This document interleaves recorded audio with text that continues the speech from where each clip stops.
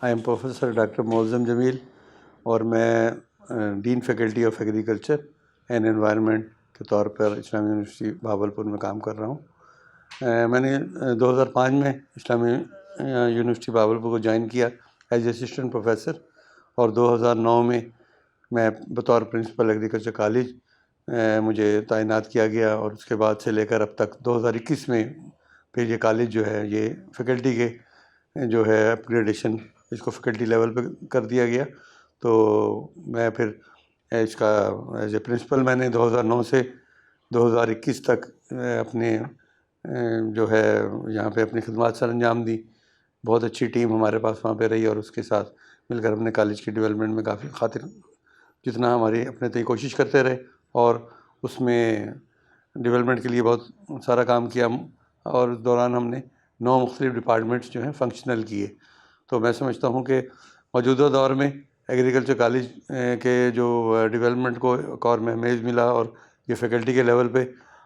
محترم vice chancellor عطر محبوب صاحب کی کاوشوں سے اس کو ہم نے فیکلٹی کے لیول پر لے کر آئے۔ اور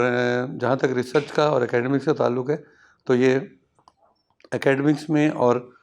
ریسرچ میں دونوں میں ہمارے پاس بہترین فیکلٹی موجود تھی، اور جس کی وجہ سے کالج نے کپاس کی 3 ورائٹیز جو ہیں وہ فارمنگ کمیونٹی کے لیے دیں،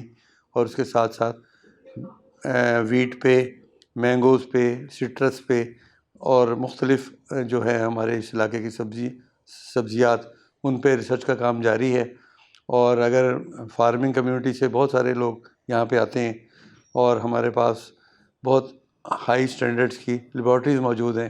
جس میں سمجھتا ہوں کہ اکوپمنٹ ہیں جنوبی پنجاب میں اس لیول کی لیبارٹریز ملنا بہت محال ہے۔ تو میں یہ محترم وائس چانسلر صاحب کی